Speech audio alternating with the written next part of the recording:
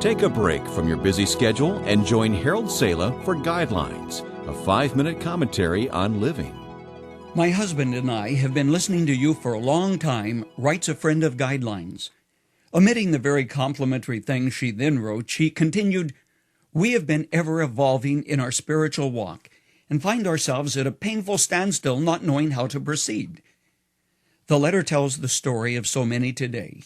As the years pass by, your life gets more complex. Increasing demands are made on your diminishing time and energy. More seems to be better. Going to the bottom line, she wrote, "Every day we talk about how we can go to the next level of serving the Lord. We are being called, but do not know how or which way to proceed in this matter. When you are surrounded by everyone that acts like it means something to move to a bigger house, have your kitchen redone, or win a soccer game, I acquiesce and painfully give in and follow the masses. We truly are living lives of quiet desperation." In the moments that remain on today's edition of Guidelines, ponder the following thoughts that can make a tremendous difference, ones I constantly strive to follow personally. Guideline number 1, prioritize. You can't do it all. You can't have it all. You can't be all things to all people. Like it or not, you've got to decide what is important in your life. This, of course, includes the upward perspective. What is my purpose in life? Does God have something new, something different, something valuable for me to yet accomplish, which isn't going to get done with the grind and routine I have right now? Guideline number 2, authenticate. This means draw the line in the dirt and step across the divide of being driven by your culture, buying things you don't need, doing things you don't want, even saying things because everybody else is saying the same thing. Being different is not always being better, but being authentic and genuine means you are in the company of the few, not the masses. Guideline 3, simplify. I'm thinking of a group of middle-aged adults who got fed up with the commercialism of having more and more. They decided to pledge to each other that with the exception of food, medicine, and toiletries, they would buy nothing for 6 months. Was it a challenge?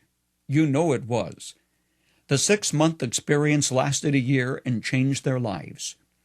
One of the books that has influenced my life is Richard Foster's Freedom of Simplicity. The media and the constant bombardment of ads have brainwashed us into living beyond our means, unhappy and frustrated, without the newest of everything. So sad. Guideline number 4, purify your thought life.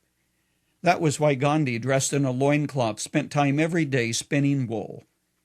Take time to fast and to seek God's will for your life. Friend, it is never too late to redeem your future, whether it may be many years or a few. Wash away the acid of commercialism by touching the lives of hurting people. Give away the junk in your closet or garage and refuse to refill the same space again. Guideline 5, refocus and reconnect. If you've lost your first love, strive to regain it. Rekindle the spark that you had when you were first married, dirt poor but madly in love with each other. Walk through the woods alone. Look at the stars. Meditate on God's greatness and His love for you.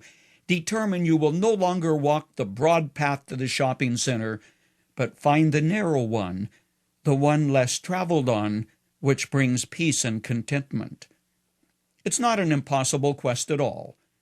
Corrie ten Boom was right when she said, "We ought not to hold on to our possessions so tightly, because it hurts too much when God pries them out of our hands."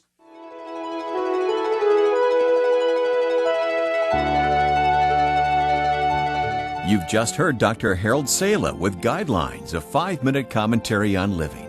If you would like to listen to the program again, download a copy, subscribe to our e-commentary, or view other resources, visit guidelines.org. We would like to hear from you too. You can email us at info@guidelines.org. That's info@guidelines.org. Thanks for listening, and we invite you to join us again for the next edition of Guidelines.